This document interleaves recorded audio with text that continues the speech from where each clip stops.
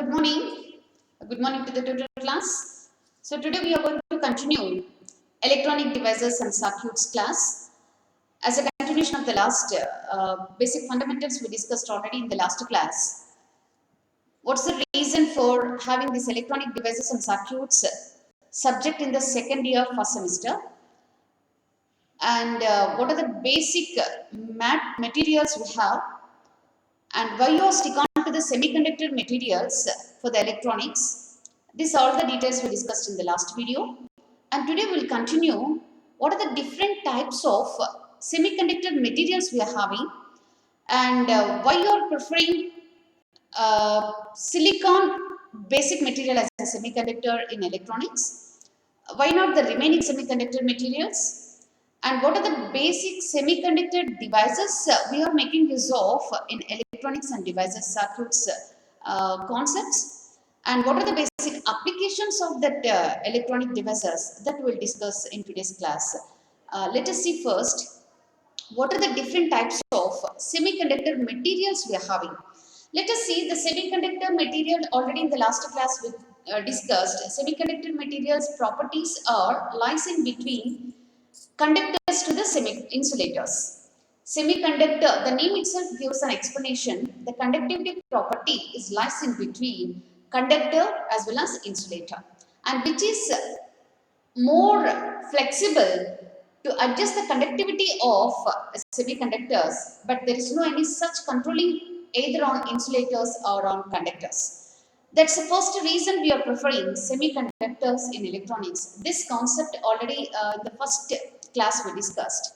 Now, what are the different types of semiconductor materials we have first? Semiconductor materials, basically there are two types. One is intrinsic semiconductors, second one is extrinsic semiconductors. Intrinsic semiconductor, extrinsic semiconductor. What's the basic difference between these two types of semiconductors? Let us see. Intrinsic semiconductors means it's a pure form of semiconductor. Eccentric semiconductor means it's an impure form of semiconductor. The name itself defines here intrinsic semiconductor. It's a pure and eccentric semiconductor. By adding of some impurities to the pure form of semiconductor, it becomes actually eccentric semiconductor. Eccentric semiconductor, what are the uses of eccentric semiconductor?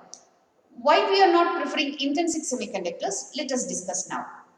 Let us say first, intrinsic semiconductor is a pure form of semiconductor. So in general, we may not prefer a pure gold also for preparing of ornaments. Do you know the reason for that? A pure gold doesn't consist of that much of a capability, or its breaking nature is more in pure form of semiconductors.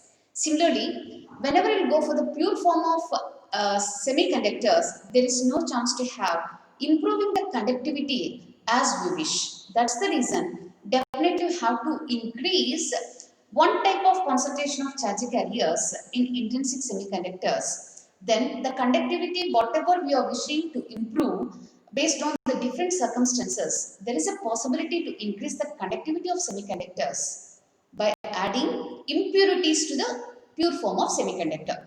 That type of semiconductors we'll call it as eccentric semiconductors. Okay, so now the reason for not preferring intrinsic semiconductor, it's a clear. The reason is it's a pure form of semiconductor. In this pure form of semiconductor, the number of electrons in this pure form of semiconductor is equals to, number of electrons is equals to the number of holes. That is, N is equals to P.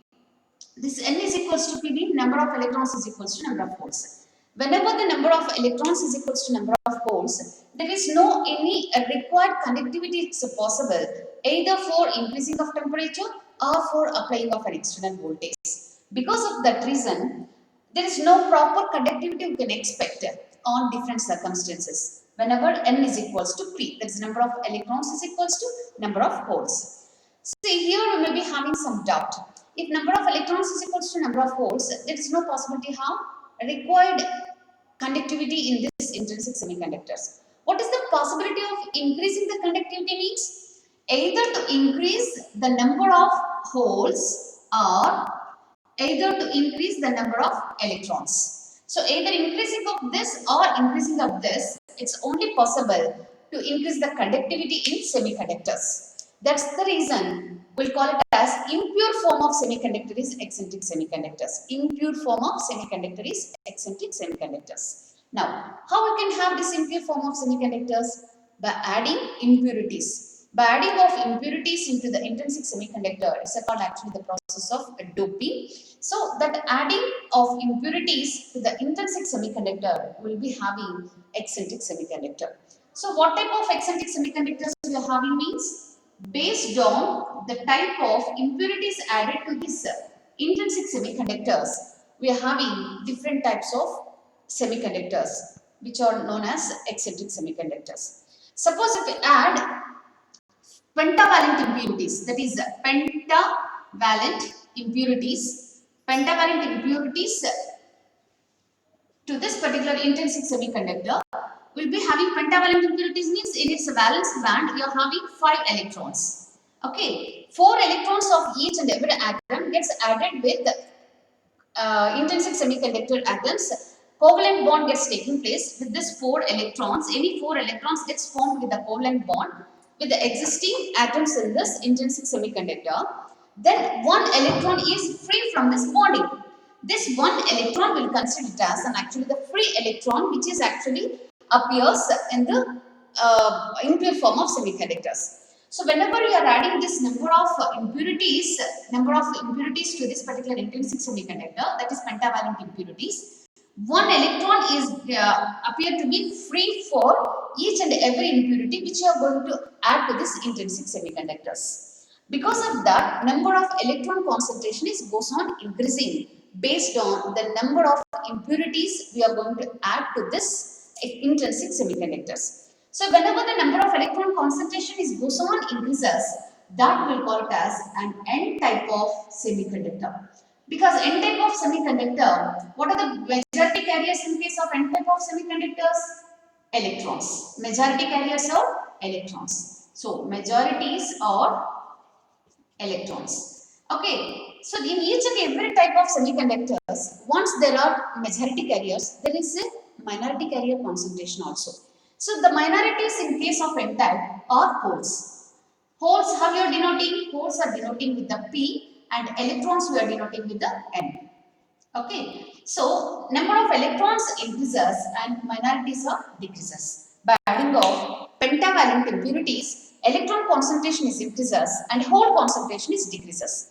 Because of this, majority carriers in N type of semiconductor is larger as compared to the minorities of holes in N type of semiconductor. How have this N type of semiconductor? By adding of pentavalent impurities to this intrinsic semiconductor. N type of semiconductors are created with increasing of more number of electron concentration and less number of hole concentration. That is N type of eccentric semiconductor. Similarly, we'll be having another type of semiconductor, that is P type of semiconductor. In this P type of semiconductor, how we have this P type? P type of semiconductor means by adding of trivalent impurities. Trivalent impurities. The name itself gives here trivalent in the sense in its valence band, this particular impurity atoms consists of only 3 electrons. Only 3 electrons. So whenever this trivalent impurities of each atom added with this intrinsic semiconductor atoms, then 3 electrons gets formed with the covalent bond, but one place of this particular impurity atoms getting free. That is, it appears to be free in the sense this particular vacant place of electron will consider it as hole. These 3 electrons gets formed to the covalent bond, but one place is vacant. That place will call it as a hole. So whenever trivalent impurities are added to the intrinsic semiconductor, we'll be having hole concentration gets increases based on the number of impurities added to this intrinsic semiconductors. Because of that, hole concentration is goes on increases as compared to electron concentration. That's the reason whenever the holes are increases based on the majority carrier concentration, we name it as P type of semiconductor. So majority carriers in this P type of semiconductor are holes which are denoted with the P, and minority carriers which are electrons are denoted with the letter N. So minority carrier concentration is less, that those are electrons in P type. majority carrier concentration is high, those are holes in p-type. This is an actually creation of n-type and p-type of semiconductors from a pure or intrinsic semiconductors by adding of pentavalent impurities as well as trivalent impurities. These are actually appears in the tabular elements, that is totally 108 elements. In this particular list, we are having these pentavalent impurities as well as trivalent impurities. This might be come across in the second year inter also, how you are having the p-type and n-type of semiconductors. Then, once we have this p and n type of semiconductors, whenever we can place this p and n type of semiconductors together, what happens? Whenever you can place this p and n type of semiconductors together, then definitely according to its nature, it's having some changing of or transferring of a majority carriers from one region to another region. Okay, suppose if you have placed these two regions, n-type and p-type of semiconductors together. Let us observe this one, n-type and p-type of semiconductors. First, we can consider n and p-type of semiconductors only. So, what are the majority carriers in n-type? Electrons. The majority carriers in p-type are holes. If you have placed these two materials together, then electrons basically having its mobility, but there is no chance to have holes. Holes doesn't consist of any mobility. In that case, mobility charge carriers are electrons, immobile charge carriers are holes. There is no any mobility to the holes in general. But based on the changing of electrons or mobility of electrons, that vacant place of electron will consider as a hole. Okay, in this, so this one, if suppose this is filled with number of electrons, majorities are electrons and minorities are holes. Just we are denoting like this. And this one is filled with majority of holes and minority of electrons like this. These are majority of holes I am specifying with the circles and dots are minorities like. Okay, this all dots are majorities in n-type, all circles are holes are minorities, opposite in case of p-type. So whenever you have formed like this, based on this actually attraction in between the positive polarity and negative polarities, here polarity of these electrons are negative, polarity of these holes are positive. Okay, so because of opposite nature, this electrons gets attracted, or otherwise we can consider it this way. Because of this negative polarity of electrons gets attracted by these vacant places, because of that the electrons can drift like this. Okay, but whenever the electrons are drifting from, from this particular n-type to the p-type, so there is a chance to have some bonds gets exist in between these electrons to the holes. Whenever these electrons are shifted together, moving from n-type to the p-type, the vacant places in n-type will consider as a holes. Vacant places will consider it as holes. This nearby this edge of p region filled with electrons, nearby this edge of n region filled with holes. Because of that, some region gets formed in between, that we'll call it as actually the depletion region. Depletion region means which is free from charge carriers. That we'll call it as a depletion region. This is an n-type of semiconductor, p-type of semiconductor. Here, and nearby this n-type, the holes are formed. Nearby n-type, the electrons are formed. This the circles as well as this closed circles of dots indicates these are electrons and these are holes. Near to the edge of n-type, hole concentration. Near to the edge of p-type, electron concentration is there. In between, we have a region. This region we will call it as a depletion region. Depletion region, that is free from charge carriers. In general, we call it as free from charge carriers. That region we will call it as a depletion region. So, whenever we have p and n type of regions placed together, a junction is existing between these two types of n and p type of semiconductors. That particular region we will call it as depletion region. Depletion region, based on the depletion region width, it's allowing the current passing through this particular n and p type of semiconductor materials. This is the basic concept of wherever we have n and p type of junction. So how it is possible to have the depletion region in between this, and when there is a possibility to break up this depletion region, in order to allow the current to pass through this N and P type of materials. So based on the based on the cutting voltage of this N and P type of materials, we are having to define the different types of semiconductor devices. Let us see now N and P type of materials, how the depletion region exists in between the N and P type of materials. It's a clear. In general, because of this negative polarity and positive polarity, without having any external supply, still there is a possibility to allow, based on the opposite polarity of this charge carriers gets attracted by this opposite polarities. Electrons are get shifted from N type to the P type and holes are get shifted from N type P type to the N type. Because of this, here having some charge carriers movement is occurring in between the N type to the P type. This particular charge carriers movement leads some sort of current. Okay, that current will call it as a drift current, because without having any external supply, because of this actual nature of the charge carriers, it's actually moving from N type to the P type and P type to the N type. That charge carriers movement leads some sort of current. That current will call it as drift current. Okay, that current is drift current. So, after applying some external voltage or external supply to this particular P and N type of semiconductor region, what happened? So, let us see. Suppose the P and N type of semiconductor region is there. Okay, this is N type and this is the P type.